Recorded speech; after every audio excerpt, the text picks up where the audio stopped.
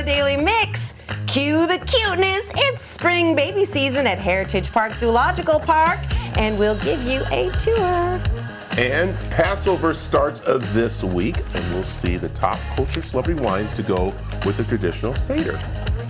Plus, we have had unusually hot weather this spring, so we're talking about how to keep your furry friends safe in the heat. We've got that and much more, and it all starts right now.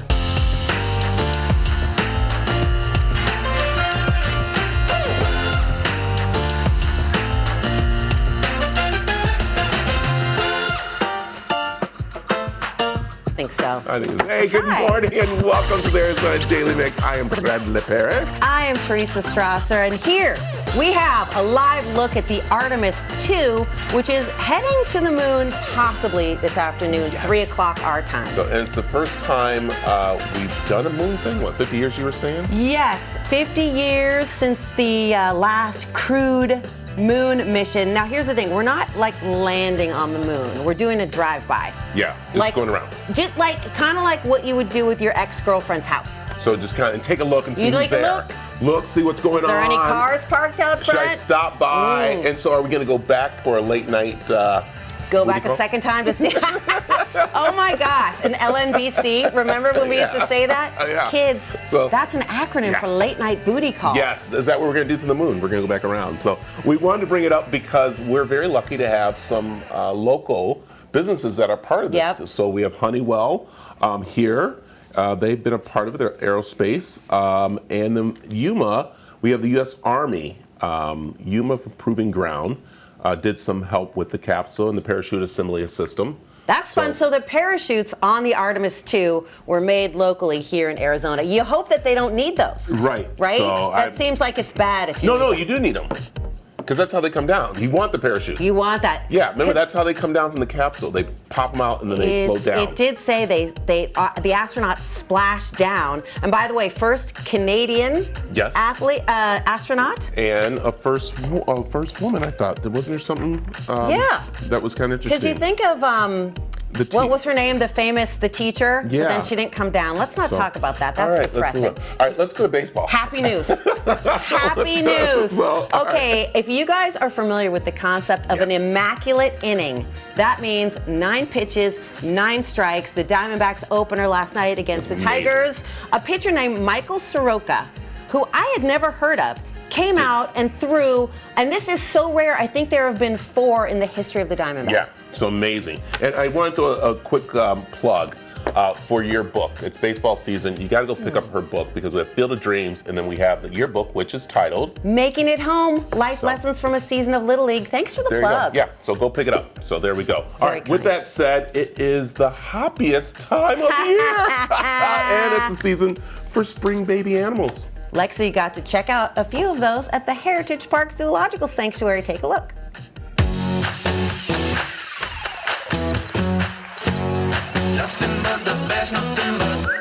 It is springtime, and here at Heritage Park Zoo in Prescott, Arizona, you guys see a lot of babies being born out in the wild, and you guys are all about rehabilitation. What do you guys encourage someone to do when they find a baby? So spring is a very busy time for us at Heritage Park Zoo with our rescue and rehab program. And if you find a baby animal, if you're able to see where it came from, the best thing to do is just put it back, walk away. It's a myth that animals won't touch or see their babies if they've been touched by humans, so we definitely recommend putting it back where you found it. If you can't find where it came from, then what you want to do is keep it somewhere warm, quiet, dark until you can get it to a rehab facility. If you're close to us here in Prescott, then we would recommend calling. We'll walk you through it. If you're closer to another rehab facility, I would recommend the same thing. Call them, they can walk you through it. And this is a very popular time. I mean, winter's starting to end, so the animals are kind of coming out if they prefer the warmth of the season. You're seeing babies being born. What's it like here at the zoo? There's some babies around. What's the process of taking care of different animals? So taking care of different animals at the zoo is not too different in the spring. Most of the animals are happier to be out in the weather when it does decide to cooperate, although we still have periods of bad weather in the spring. You never can guarantee anything. But the animals that are native around here are definitely having babies. They're, looking for mates. Some of them have already started in February, so a lot of times there are babies already around. We don't usually notice them right away because they'll stay with their families until they are able to hop around, get up. First thing you might start seeing is the quail. They don't really need any attention to them until they can start walking around and following their parents. So those usually are one of the first animals that you'll see up and about wandering around. Sometimes baby jackrabbits as well. They're pretty self-sufficient right away. Okay, so of course, if they find an animal out in the wild, you guys want them to leave them where they found them, unless it looks like there's a dire need, then they can call you guys. I just want to remind people one more time, that is the proper way to do things. It is, yes. And also, if you can hold off on your spring cleanup, everybody wants to get out there and make things ready, but right now is the time when the animals need things left alone. The babies are in tree branches that if they get cut down, it's very hard for them to start in the middle of their breeding season. So if we can prevent limbs from being cut, prevent yard cleanup. A lot of things are nesting in underbrush and using leaves, especially a lot of our pollinators are still sort of underground. So recommend trying to wait for cleanup. That's best for the animals and best for us as well. Of course, of course. And Stephanie here is going to tell us a little bit about an event you guys are having here, Egg Extravaganza. What can we expect? Yeah, that's a really fun one. We do it on Easter Sunday. This year it's on April 5th. It'll be during business hours, so 10 to 4. It's all included with general admission. We decorate the lawn all for the event. We'll have a bounce house, concessions. We do a zoo-wide scavenger hunt with prizes and everything. It's super fun for the whole family. Of course, and it's out here on this lawn. You can still go check out the animals, see the springtime, see some babies maybe, of course, and remind people if they want to get tickets, where can they go to do so? Yeah, so we take admission that day of in our gift shop, but you can always go online and go to heritageparkzoo.org and you can purchase tickets for that day online. Perfect. And as always, you can go to cw7az.com to learn more information about the event and spring babies.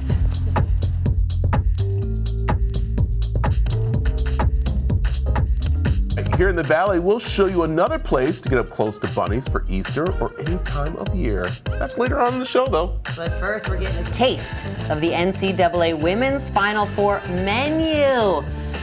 And you can see what to find if you're headed out to a game.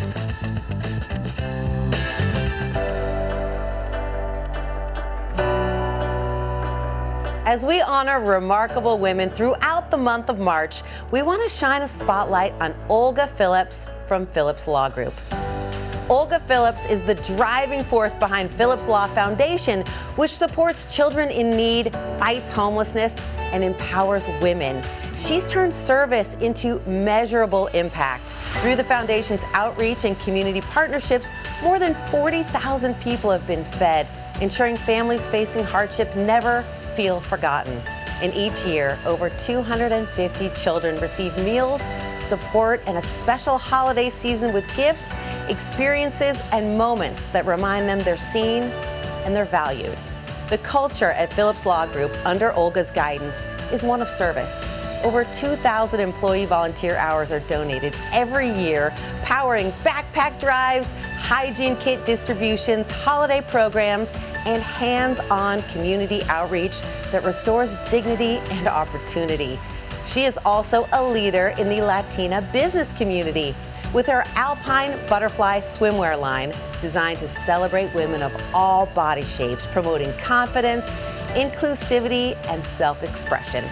Through service, advocacy, and business ventures, Olga Phillips leads with heart, touching lives, uplifting voices, and helping strengthen communities through the Phillips Law Foundation, and that is why she is truly a remarkable woman of Arizona.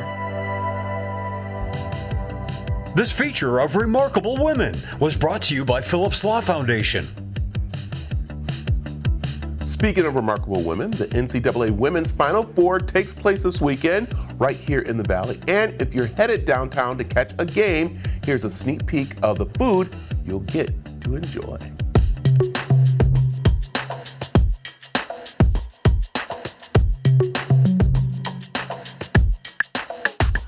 We're very excited to host the Final Four for the NCAA Women's Tournament.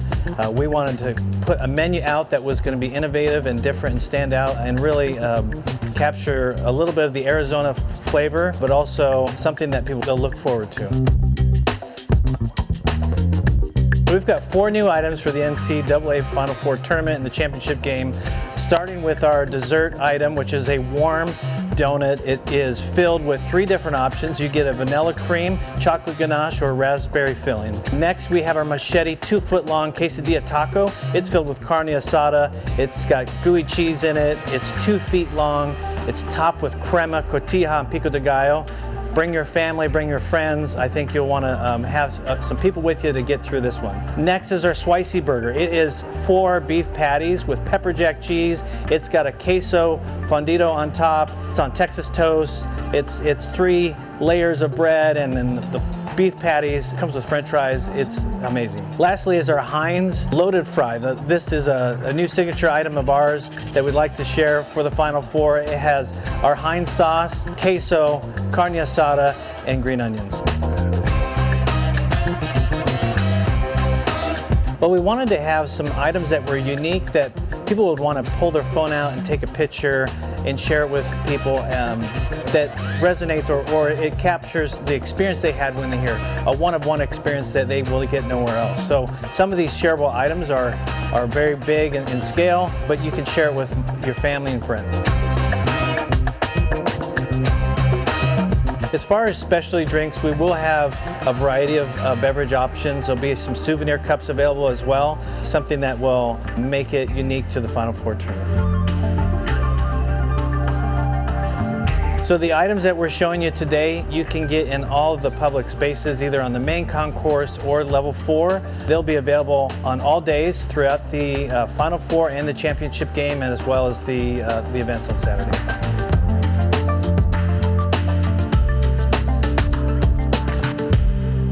Coming up, see how to keep your sweet, furry family members safe in all this heat. That's coming up next. Professional bull riding returns to Prescott Valley, and you have a chance to win tickets. Today's toughest cowboys take on some of the biggest, baddest bulls at Findlay Toyota Center in Prescott Valley, and CW7 Arizona is giving you a shot at 4 tickets to the event. It's Saturday, April 11th, so scan that QR code or visit aztv.com/win for your chance for more tickets.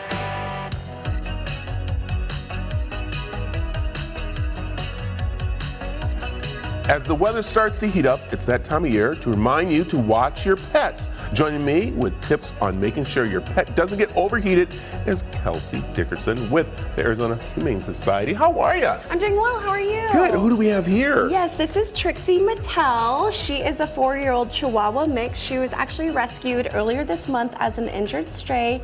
You can see she does have a scar on her back. She already came in with that though, so she was treated for some other ailments, including being a little skinny. So we got to fatten her up a little bit in her new forever home. I love it. And she's ready to go, right? She's ready to go. She's available at our Sunny Slope location, which is off of 13th Avenue in Hatcher. And, you know, if Trixie isn't quite the right fit for your family, we do have plenty of absolutely amazing animals available for adoption at azhumane.org/adopt. I like it. Okay, it is definitely getting warm out there, and we know people are going to get out there. Their dogs still, but they need to watch that. So let's pop up our first tip here, which is so important for people to understand, and that is? Absolutely. So there's 3 P's of heat safety, and the first one is going to be paws. So not only the physical paws of our pets, but also we want to make sure that you're pausing and thinking about the heat outside. So making sure that you're checking the ground with the back of your hand. If it's too hot for you to keep it there, it's too hot for our pets. And then also just making sure that you're also planning, which is the second P. So not to get ahead of myself there, but planning. So making sure you're taking your pets on walks early in the morning, late at night, and if you do need to walk them, then during the day, maybe getting some booties ahead of time. Yeah. All right, you said right there is to watch them in the pause of walking out there, because we got to remember we have on our tennis shoes, they don't. Yes. And even walking in the grass, that can be kind of hot too, especially some of the fake grass out there. Yes, we have some fake turf right here, which is a perfect example. It can get really, really hot. And a lot of times people think that our pets' paws are really tough, but they're not. They're actually very sensitive. And we do see quite a lot of pets coming in with burns, whether they're strays or their owned animals. So it's something that you really need to think about. And two, pets do not sweat like we do. They're not able to cool themselves down. And a lot of times by the time that they're showing, signs of heat stroke or heat stress, it can be a little too late. So we definitely want to make sure that we're giving them plenty of fresh water, lots of shade, and just protecting our pets, which is the last P that we have. And so making sure that you're not leaving them in a hot car. Please do not tether them. There's a lot of different alternatives that you can do. And then two, indoor, outdoor pets, we do have a lot of them. So making sure that they have plenty of access to cool water inside and outside, as well as shade. If you do see a pet that does seem to be in a predicament that is not safe for them, you can call your local police or the Arizona Humane Society 365 days a year. Yeah, very important. Also, I do highly recommend to find those restaurants that are dog friendly, especially during summertime. Oso is one of them that I love. They have a patio out there that's covered, shade, so you can have the pet out there. Also, can I say that I think we might be doing this for my dogs, is getting that portable trail guide, the portable runner. They come to your house and they put the dog on there to get them to exercise. Yes. Because it is hot out there, middle of the day and at night too. So very important. That is absolutely amazing. Yeah. So Run Buddy is an incredible company that we work with at the Arizona Humane Society as well. And speaking of trails, even though that Phoenix trails are closed to dogs when it's 100 degrees and more, it can still be dangerous even at lower temperatures. As we know, there's not a lot of shade on there. And if you're not paying attention to your pet, making sure that Trixie's being a little shy right now. She's like, I don't like talking about heat. I was out in the heat on my own. Yeah, but just still look at that cute. Oh my goodness. All right. Let's talk one where we can find more tips and also where you can find this cute one. Absolutely, yeah. So for more heat safety tips, you can visit azhumane.org/nohotdogsaz. And if you're interested in this sweet girl and having a little buddy of your own, you can visit azhumane.org/adopt. That was like right on cue. That was right on cue. Also, we have information over on the CW7AZ.com. We're so glad that you're watching CW7 Arizona today. Be sure to check us out online as well. See the trending stories that you need to know, program information, and so much more. It's all good over on CW7AZ.com.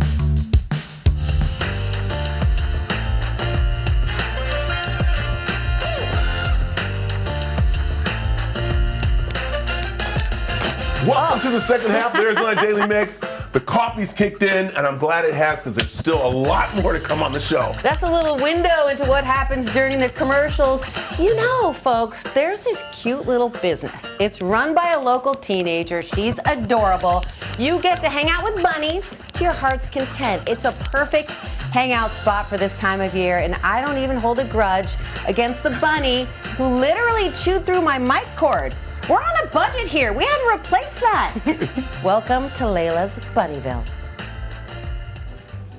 This is a very special place. Welcome to Layla's Bunnyville, where you get to spend quality time with bunnies. Layla, introduce me to these two. So this is Ash and this is Kato. They're both 8 months old. They're bonded. They just love each other. They love food. He's kind of like the athlete, Kato. He sometimes does donuts. He's really silly. Ash is really mellow. He kind of just chills out. Layla, what you might not know is that Layla's actually a high school student. She's 15. She doesn't even have her license yet, and yet she's the mayor of Bunnyville. Yeah. So how did this business happen? So I grew up riding horses. I just love animals, and I kept seeing bunny TikToks on my For You page, and I just kept begging my mom for a bunny. And then we went out of state, and they had the same kind of concept of a bunny petting zoo. My mom finally let me have my own pet bunny because I just loved them so much. And then we started this business. So I can see talking your mom into one bunny. Yeah. But how many bunnies do you have now? So I have 6 total. I have 2 baby boys at home. I know. I live with you in your home. Yes. Wow. One's name is Appa and one's Olaf. Olaf's a white bunny, and then Appa's a cream-colored bunny. They both have blue eyes. They're really cute. They'll try to nibble on my pants. Their teeth never stop growing, so they just chew everything. This is the first time I've ever really played with bunnies, but Yeah. I do have 3 cats. Yeah. And they kind of remind me of that. Yeah. They're really similar.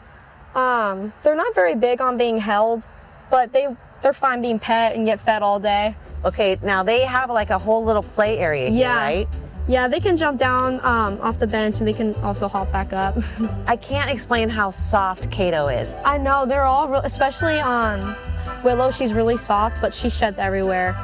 So how's the experience for people when they come in here and chill with the bunnies? They love it. I mean, they just kind of just chill. It's kind of like bunny therapy. Sometimes they'll just come in and then sometimes the bunny will fall asleep on their lap if they're a bunny whisperer. And you just sit on the stools and you can pet them if you want to be closer to the bunny. You can also chill out on the bench. They can hop up and hop down. You can also brush them. You can hold them if they're over 10 years old. We'll give 10-year-olds, kids that are under 10, some food to feed the bunnies since they can't hold them or pick them up. So little kids under 10 can't hold the bunnies or pick them up, but you give them food and they can feed the bunnies. Yes. The little kids must love it. Yeah, honestly, it's way better because half the time the bunnies usually just jump off your lap once you do pick them up, but they're good on being fed all day. They love food. How long do these bunnies live? Usually, I think it's to 8 to 12 years. Usually. So like a cat? Yeah, indoors though. So yeah, definitely like a cat. They're really similar. Ash used to be our tiniest rabbit, and he could fit through this. Yeah, because they can collapse their bodies too. What? Wait. When so they can like fit through tiny spaces. So like a cat? Yeah, like a cat. Yeah. And they go Where in is litter Ash? boxes also, so. Did Ash escape? Where is he? Oh, there he is. He oh, might he's be hiding trying in to the chew corner. on my sweater. He's had a little too much. Hi, you don't want to be on camera? He's camera shy. Are you in the witness protection program, Matt? Oh, come on out. Come on out. His little face is so cute and his little ears. Are you thinking about a 7th bunny? We'll see how it goes. It's gonna be a lot on my mom, but I'm down for that. That'd be awesome. 7's a lucky number. Yeah. You guys are here 4 days a week, so you go to high school and then you come here. Yes, Thursday through Sunday for 4 hours. So if you want to make reservations to come chill with the bunnies, tell me again your website. LaylasBunnyville.com. It's my new favorite place. Yeah. You're in Bunnyville.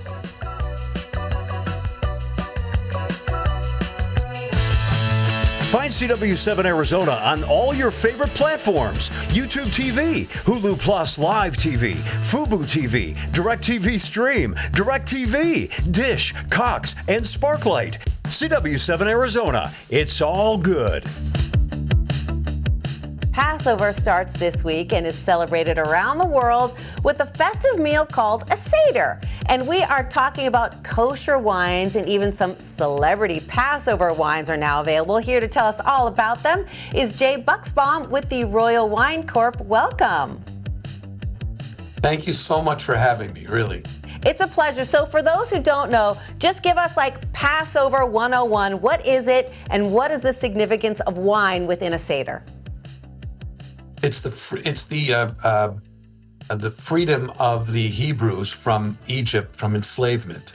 So it's a kind of holiday. It's the most ecumenical Jewish holiday. Everybody celebrates it. You know, melded families and even restaurants having Passover-themed dinners. But it's all about freedom. And what's wonderful about Passover, really short, is that unlike any other Jewish holiday where you have to show up to synagogue and pray for about 2 or 3 hours, all you have to do here is show up and eat and drink. That's how you celebrate Passover. Easy enough. And when you mention drinking, there are 4 glasses of wine in a Seder, am I right? Correct. And every man, woman, and child is supposed to participate. So for children, we have grape juice, which in Jewish theology and Jewish thought is the equivalent of wine.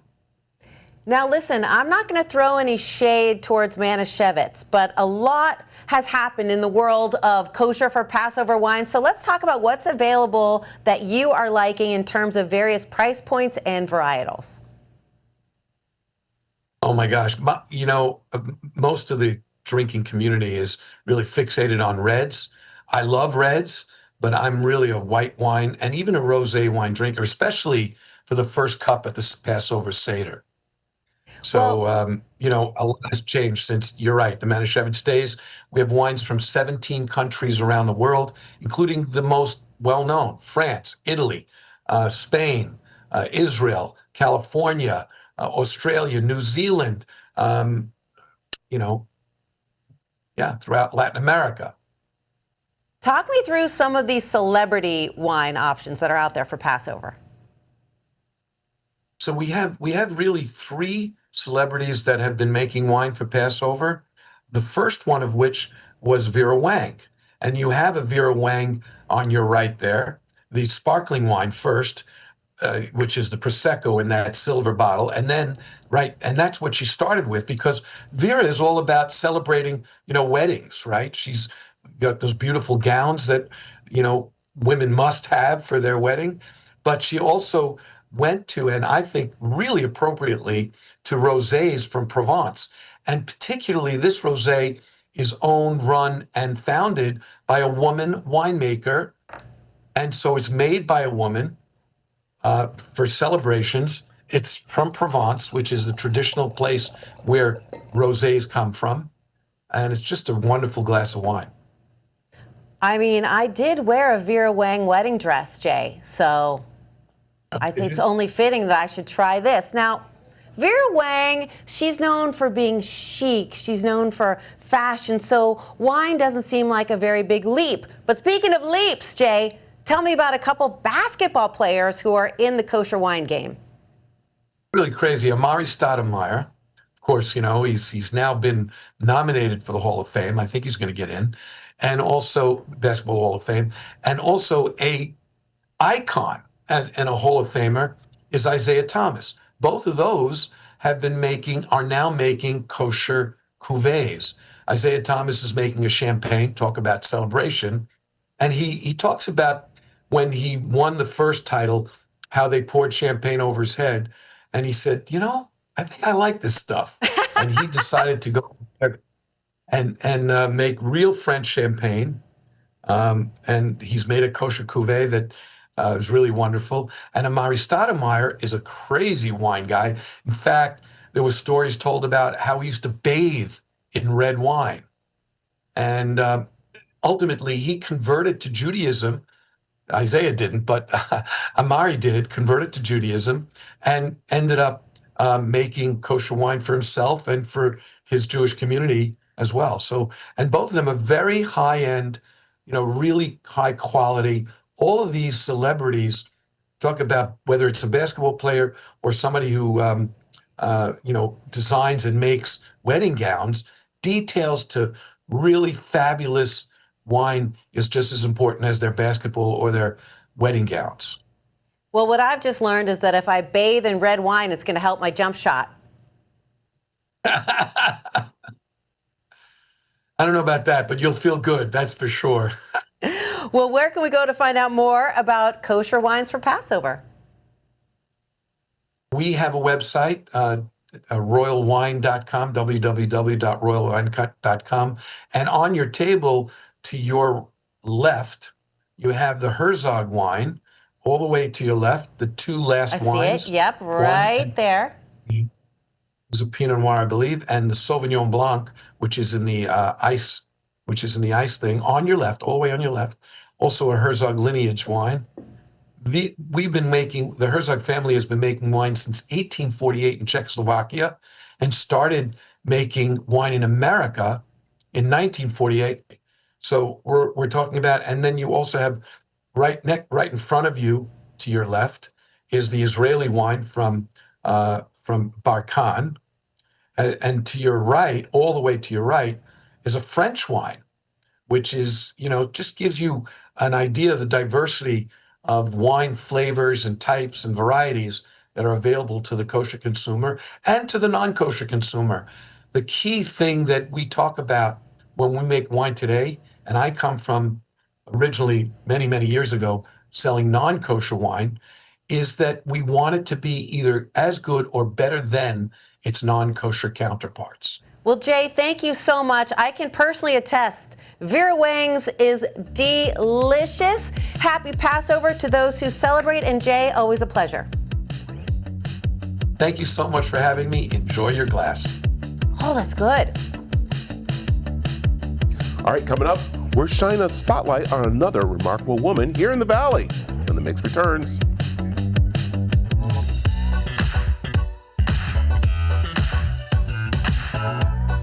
Earlier this month, we announced our Arizona Remarkable Woman for 2026, but I had the chance to sit down with another remarkable woman in town, Susan Rehorn. We are sitting with a remarkable woman, Susan Rehorn, who is the first female president of the Arizona Country Club. How are you doing today? I'm doing great, Brett. Thank you so much. Let's talk a little bit about your journey to this position, and we'll talk about how incredible this position is for you. Oh, thank you. My husband and I have been members here at Arizona Country Club since 2009, and I have, my family calls it bossiness. I think I'm just highly suggestive, and I have a passion for this club. We've been members since 2009, and I've served on multiple different committees, the House Committee, the Swim Racket Fitness Spa Committee, the Finance Committee, Membership Committee, and I organically grew up to be on the Board of Directors, which is elected by the members. And then last year I had the fortunate opportunity to be elected by my peers of the Board of Directors to serve as president. I like this, and I love that you know hospitality. You know what is important to the members here when it comes to making sure that things are taken care of the right way, because you started with a very large company in Las Vegas. I did. I spent 15 years in Las Vegas working for a casino company. I started at first under MGM Mirage with Steve Wynn, and then they were acquired by MGM Mirage, so I worked corporate. Oversaw 23 casinos as it relates to their advertising and marketing. So I was involved with customer touchpoint information. For all intents and purposes, this is like a resort minus the hotel rooms. We've got all the amenities of a resort with beautiful golf course, with a pool, with a spa, with racket facility, and dining establishments. It is like running a mini resort. And there's a lot of history here, and we want to go to your history of being here in Arizona because you went to ASU. I'm a Sun Devil. I was born and raised in Molina, Illinois, and moved out here in the 1980s to go to Arizona State University, and my gosh, what a culture shock then. My dad still says that I majored in beer drinking and minored in sunbathing. I proved him wrong. I was successful. I worked at AmeriQuest Airlines post Arizona State University, and then made my way up to Las Vegas and worked in advertising, and then went the casino route, and was married and had, for the first time, and had my two boys, Coleman and Grayson, up in Las Vegas, but then a second chance on love brought me back down here. I like this. This country club is really rich in history here in not just the Phoenix community, but across Arizona. And you want to keep that going, knowing that these members are literally legacies in some of them. And that's why it's important for your role here to continue on that tradition. Absolutely. It is actually our 80th birthday this year. We were founded in 1946. So we're celebrating a lot of milestones. Not only are we 80 years old, but we have recently passed a $11.9 million renovation to our clubhouse, which will begin in May this year. And right after the first of the year, the phase one of the renovation process, which will be from the foyer all the way through the north patio. So our outpost, our dining establishment, the bar, and also our men's and ladies' locker rooms and their wellness and recovery areas will be touched and kissed with a refresh, and we're very excited about it. I like it. Let's talk to the young ladies out there who are going to be wanting, as we're going to say, play in the men's sandbox, because this is, men used to run the country club. Now there's a lady. What do you recommend for them coming into this type of world? That's a great question. I've actually been asked that before, and so much of it is be your genuine self. This is Susan Rehorn, and Susan Rehorn has not changed being the first female president of this club. And instead, what I have brought forth is my compassion and my leadership, listening, understanding what our members want. We have almost 1,100 total members in this club in different and various categories of membership, but they all belong here and they all use the club differently. And for women who want to be involved in leadership, it's raise your hand. There are so many things that you can do to volunteer in different programming and event-wise here that can really make a difference with the club. Well, we thank you for sitting with us. You are a remarkable woman to a lot of people out there, and you're inspiration to a lot of young ladies. So thank you. I'm looking forward to seeing the next chapter in your life. Break the glass ceiling. Thanks, Brad. This feature of Remarkable Women was brought to you by Phillips Law Foundation. Your teens can showcase their talents at the Herberger this weekend, like this young opera singer. That is coming up next. We're all about having fun, and we want you to come along with us. From dance trends to behind the scenes to a look at some must-try places in the Valley. And we want to share it all with you. Connect with us on Facebook and Instagram. The following portion of the Arizona Daily Mix is sponsored by Herberger Theater Center. Some of Arizona's most talented young performers are getting ready to take the stage. The 26th annual Arizona Young Artist Competition is back at the Herberger Theater Center. And here to tell us how local teens can get involved are Cecily Washington Weiner, Amber Robbins, and Mark Feary. Welcome. Hello. Thank you for having us. I should say we also have last year's competition winner, and we're going to be hearing from her in a moment. But first, what is the why behind this competition? This why is simply, it's more than just a competition, okay? It's more than just a competition, and it's more than just a contest. It is a professional launch pad for these young performers, Arizona's next generation of performers. And this is an incredible opportunity because the top 4 who audition in 4 categories get to perform at the Herberger. Yes, they get to perform. It is our 7 p.m. showcase on April 11th. What are the 4 categories and what is the age range? It is musical theater voice, classical voice, acting, and dance, ages 15 through 19 and up to 20 for dance. What does the audition entail? Oh, well, real live experience, that's one, and also a scholarship. Oh! Yes, $1,500 scholarship for each category. Not bad. So obviously, if you're a singer, you bring a classical piece. If you're a contemporary singer, that. If you're an actor, you do a monologue? Yes. Okay, and a dancer? Yes, contemporary modern dance. Well, we have our musical director here. Tell me about the 2 categories that you oversee. I think over the years, I've been involved for 24 of the 26. And it started as one category with a little bit of both, and then we've kind of separated it out. So we have the classical voice and the music theater voice. And they have to have 2 selections. For the classical voice, you have to do something in a foreign language. So it stretches you a little bit there.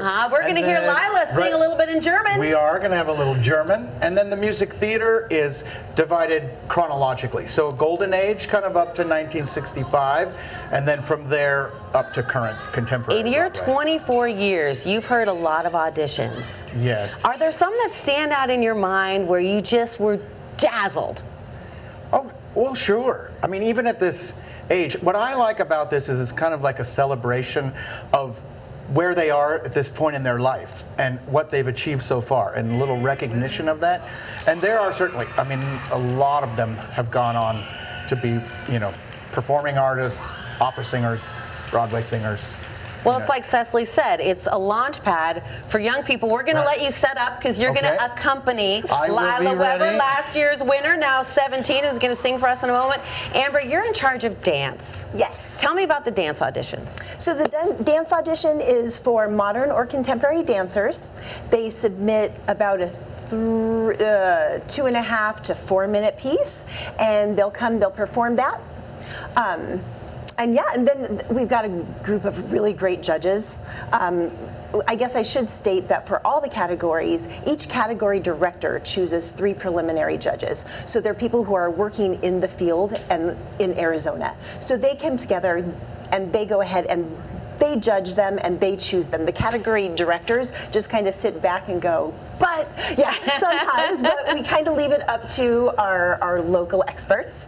And then we also pick our category judge for the final. So for the final showcase, what we'll do is the category judge in each category will all hone in and have an opinion about who wins each category. However, if you are the dance category judge, then your voice has a little bit more weight when it comes to picking the winner at the end. Well, I would love to see who wins. I know it's an incredible opportunity for these young people to get on stage at the Herberger.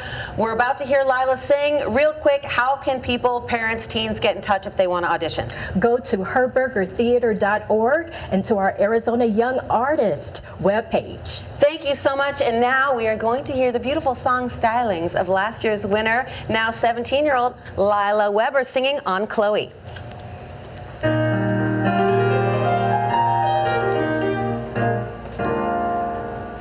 Mädchen, Mädchen und die Stücke, dich an meinen Busen fest, der im letzten Augenblicke sterbend, sterbend nur dich von sich letzt, dann berauscht den Blick und stottet eine düstere Wolke mir, eine düstere Wolke mir.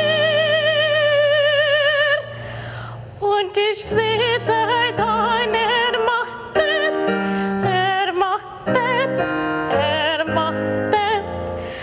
aber selig neben dir.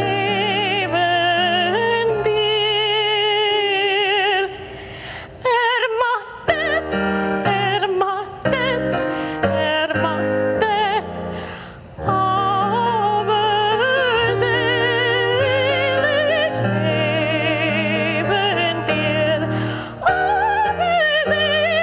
neben dir.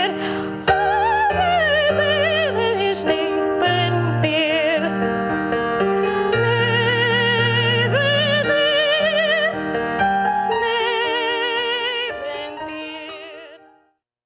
The preceding portion of the Arizona Daily Mix was sponsored by Herberger Theater Center. CW7 Arizona invites you to be our guest. Get 50% off on some of the best must-try food and drink establishments in the area. Scan the QR code on your screen right now and get ready to save.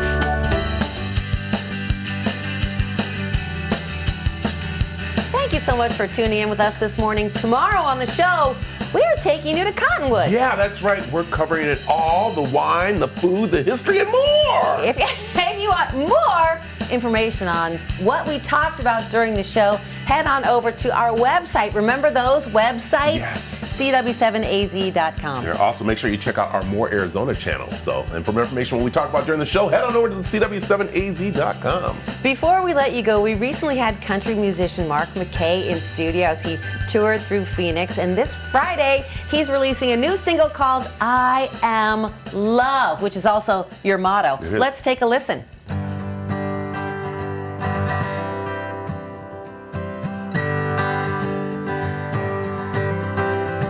Past these mountains where the sun begins, beyond oceans where it sinks again, over valley full of green and gold. If you wonder just how far I'll go, try me, trust me, make me, break me, call me crazy, yeah maybe I am love. I am love. I'm the hate that turns to faith, the peace on Content earth, segments the on the hope Arizona of Daily fear. Mix were paid for by Herberger Theater Center, Phillips Law Foundation.